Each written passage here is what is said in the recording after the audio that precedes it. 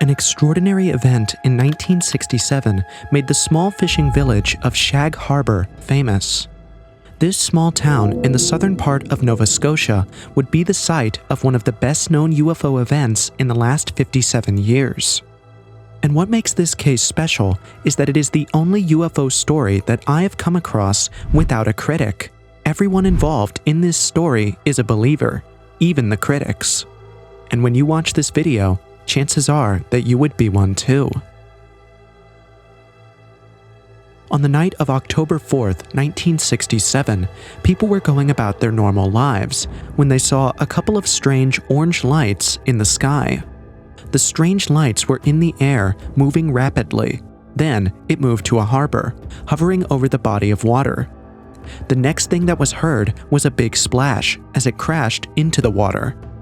These 4 orange lights were seen that night by a couple of teenagers who even swore they saw the orange lights flash in sequence before suddenly diving at a 45-degree angle toward the water's surface all at once.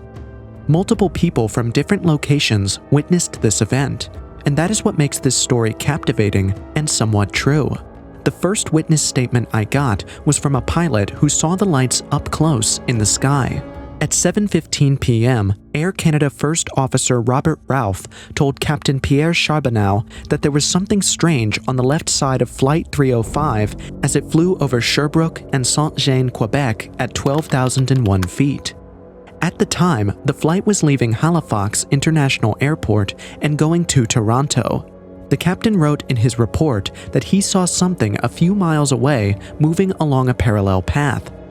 According to him, he saw what looked like a bright oblong object with a line of smaller lights going around it, but he couldn't tell what it was. By 7:19 p.m., the pilot saw and heard a loud blast close to the big object.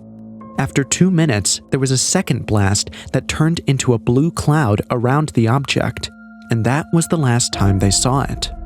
In Mahone Bay, Daryl Dorey, his sister Annette, and his mother were sitting on their front porch when they saw a big object moving above the southwest sky, but they couldn't tell exactly what it was. He even had to ask the RCAF Greenwood Base commander in a letter the next day what was flying in the sky that night because he had never seen anything like it. Then another credible witness statement came from a Captain Leo Howard Mercy. As Captain Leo Howard Mercy stood in the wheelhouse of his ship, he looked at 4 motionless blips on his Decca radar. He could see the 4 bright objects in a roughly rectangular shape when he looked up from his ship's windows, which were about 28 kilometers away. Captain Leo wasn't alone when he witnessed this event. There were also 20-plus fishermen on board who stood on the deck and watched the object in the northeastern sky. Captain Leo then radioed the Rescue Coordination Center and the harbor master in Halifax to ask what was going on, hoping someone could explain what everyone was seeing. But the people on the other line didn't understand what he was talking about.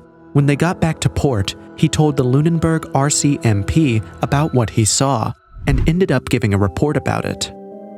At first, and why I love this story, is that people didn't go UFO at first glance.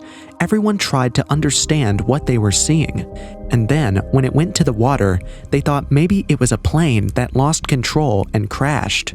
So everyone at different venues at different times was calling the police to come help.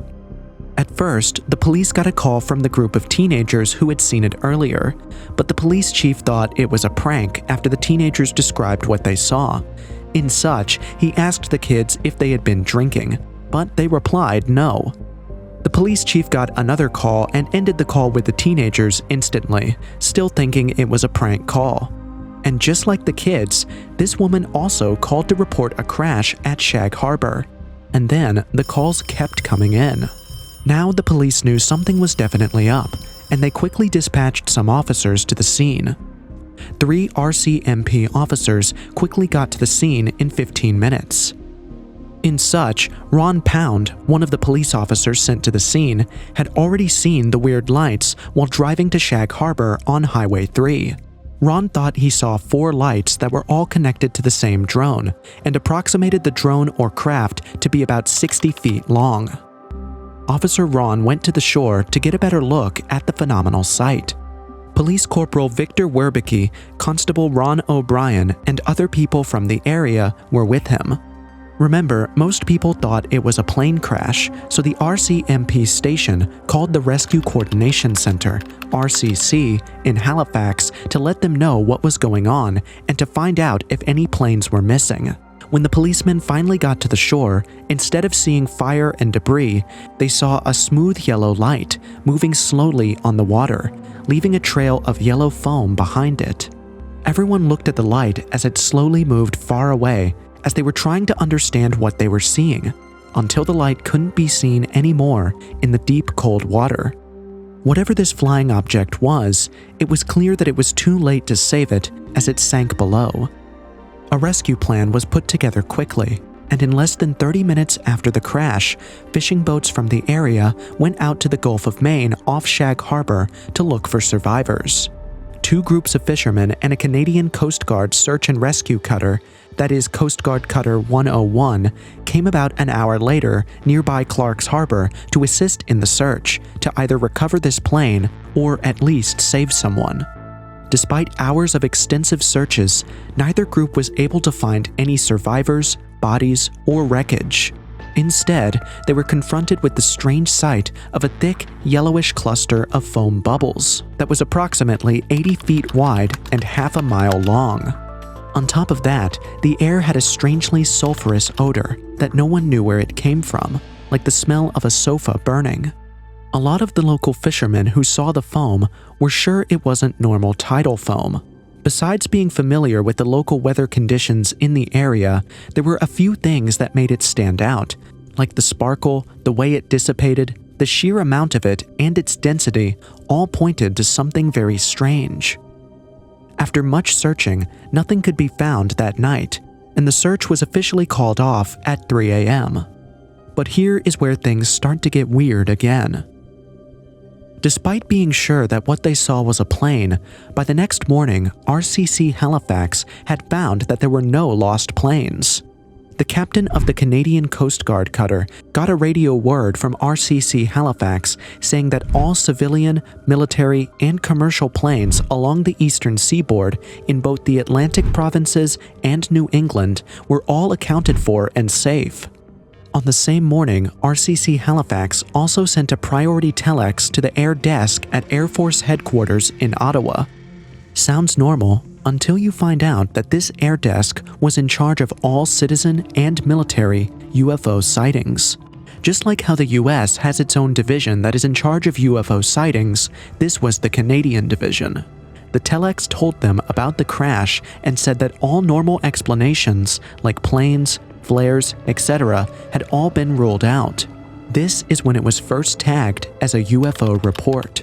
The head of the air desk then sent another important telex to the Navy offices about the UFO report it got from RCC Halifax and asked that a search be done underwater.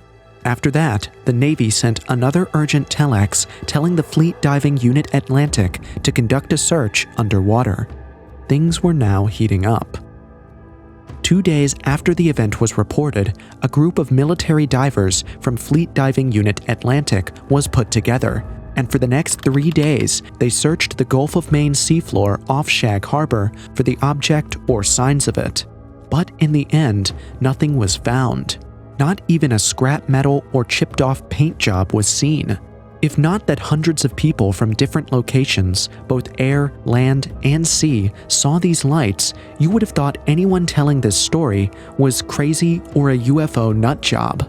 This was a report about the search effort. Of course, by now, the media was having a frenzy with the whole event. Even a comic book was made about the event. The search got a lot of attention from the local media, especially the Halifax Chronicle-Herald.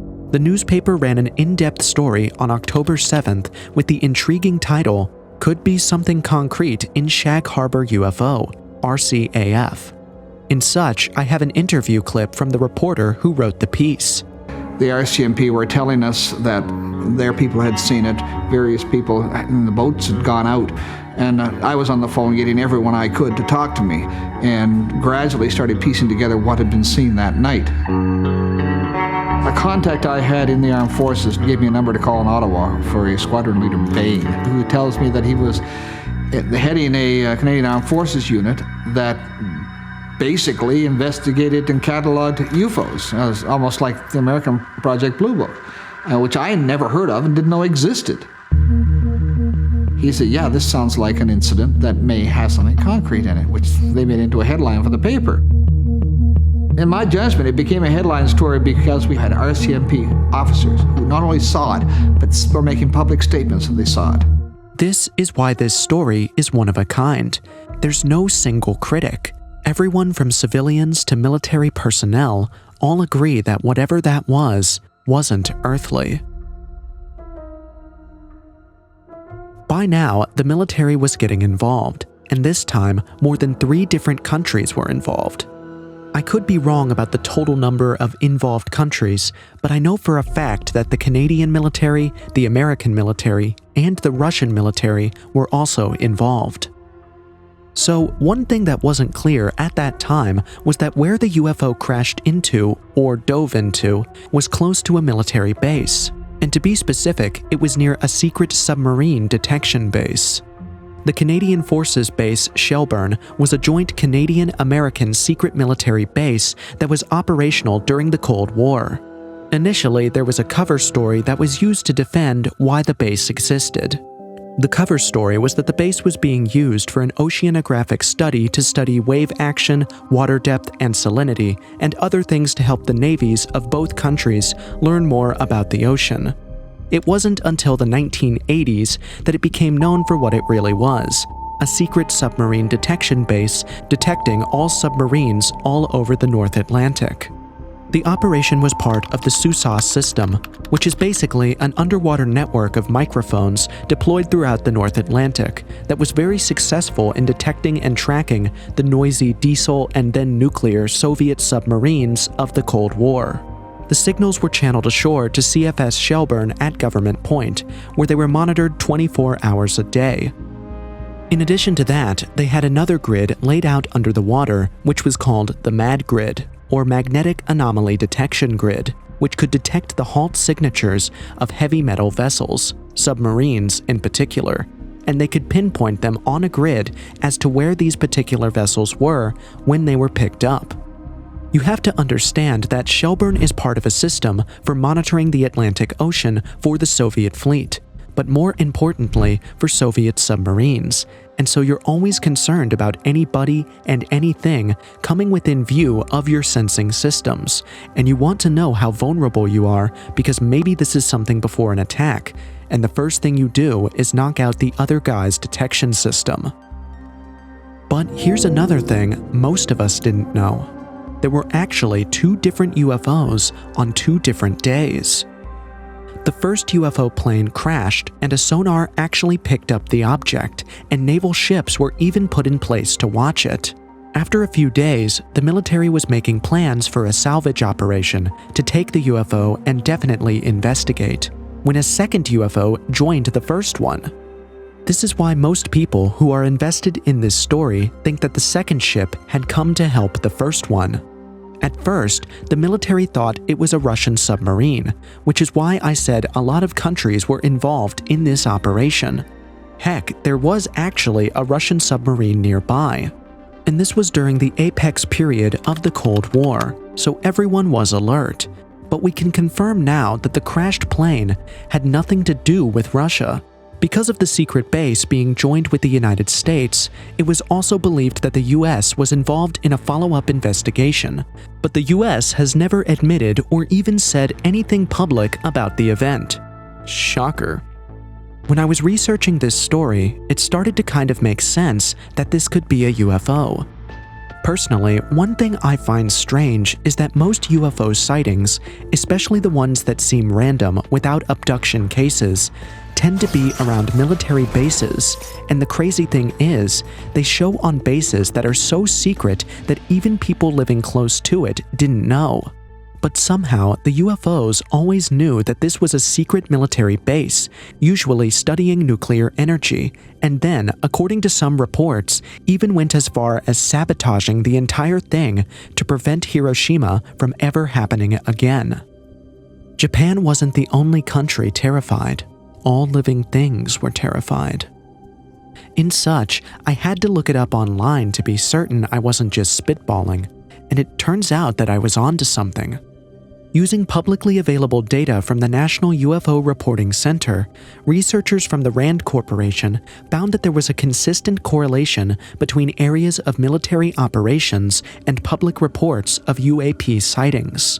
So this makes me wonder, was there a secret program that was going on in a secret base that even people working there didn't know, which drew the attention of this extraterrestrial? Could there be?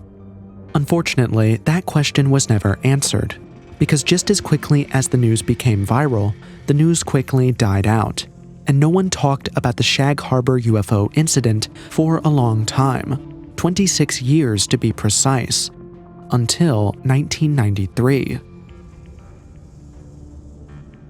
You know how they say one incident can change your view about everything? For Isaac Newton, it was the apple falling on his head from a tree. For Archimedes, it was as simple as taking a bath. And for the 12-year-old Chris Stiles, it was this UFO event.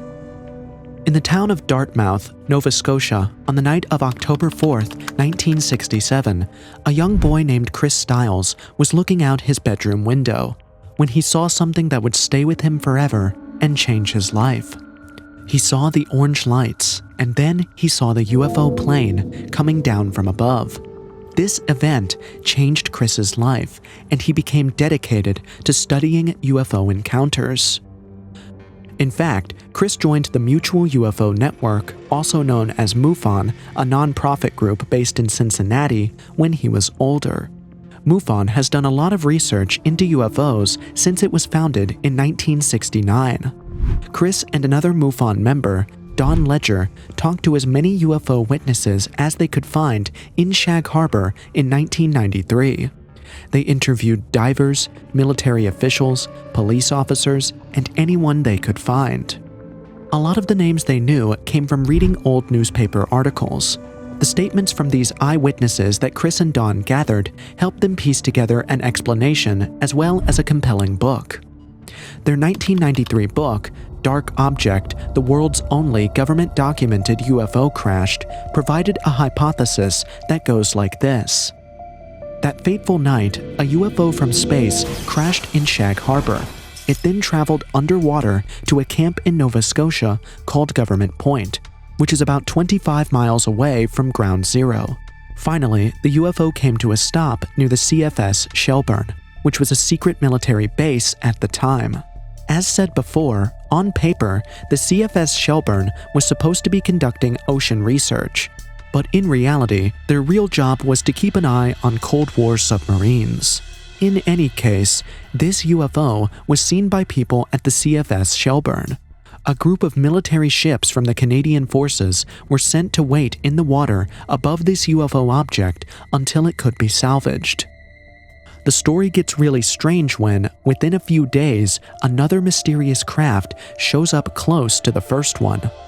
Chris and Don thought that the same aliens sent this second UFO from space as the first one, and that the second craft was meant to help the first one who was in trouble. The book says that the Canadian Forces kept an eye on both USOs for a few more days. Then, the attention of the military went towards a Russian submarine that was heading toward them. Like as if the UFO knew that the attention was no longer on them, they made their move immediately. Out of nowhere, the two unexplained objects sped off toward the Gulf of Maine, jumped out of the water, and shot up into the air, going back to where they came from. Said, I don't know if what's responsible here is extraterrestrial, extratemporal, or extradimensional, but it was certainly unconventional. And I think they ran with that premise in Ottawa, and I think that the priority and the tone of these documents speaks loudly that they were dealing with something potentially extraterrestrial. This book and this story were were what made the Shag Harbor story gain a new life in 1993 after 26 years of being forgotten, and it came into people's consciousness. Now that we've heard the stories and theories, what do the critics have to say about this? Let's start with the man who brought this to our consciousness in the first place, Chris Stiles. Despite how quite detailed the book is, there's no proof per se to back up the claims other than anonymous eyewitness accounts. The people who were interviewed for the book supposedly didn't want to be named because they were afraid of being shamed or, in the case of veterans, losing their pensions. But here's what I don't get. Anyone from Shag Harbor will be willing to tell you the story. It's like a heritage from there. I'm sorry if this sounds mean, but Shag Harbor is quite a boring village, and there's nothing memorable about it aside from its name, which is a dirty joke for those from the United Kingdom. So this UFO was what put Shag Harbor on the map. In such, I didn't even know this city existed until I did my research into the story. The point I'm trying to make is that people were willing to talk about it so much that they have a museum that is about the event that happened that night. The Royal Canadian Mint even made a Shag Harbor UFO coin at one point. So the claim that people are not willing to talk is kind of suspicious to me. Luckily, that's not enough to discredit the book or the event, because there are multiple witnesses to this event. Another logical reason or criticism is that it could have been a meteor or flashing lights. Basically, what they called a UFO could be something explainable and mundane falling from space. Meteors do have a yellowish color, and they fly very fast and silently across the sky, leaving a glowing trail behind them, as told in the story. In such, in 2016, there was actually a meteor that fell in Australia, and people thought it was a UFO at first. So yeah, it's very possible this isn't extraterrestrial. But here's the thing, it wasn't a meteor that fell. You know why? If it was, the government would gladly tell us, and there would be signs of impact, and people would have seen it even before those weird pesky government agencies got involved. In such, the agencies involved did say this was no meteor or flare, or anything man-made. So this was no meteor, and even though Chris Stiles' story is from an anonymous witness, that doesn't take the fact that a lot of people did see it and are talking about it. In such, this case was kind of weird because no one was threatened, and everyone talked freely as they could. Maybe it's because it's Canada, a place that's joked about for how nice they are, so maybe that's why. Either way, I am inclined to believe that something did crash. What we don't know is if the government got their hands on it and experimented on it, or if it escaped as said. Still, what really happened in Shag Harbor on October 4th, 1967 will forever remain a mystery. And if you still don't believe in the Shag Harbor UFO event, then maybe this UFO event in Britain in a secluded military base will change your mind. They even have pictures of that event.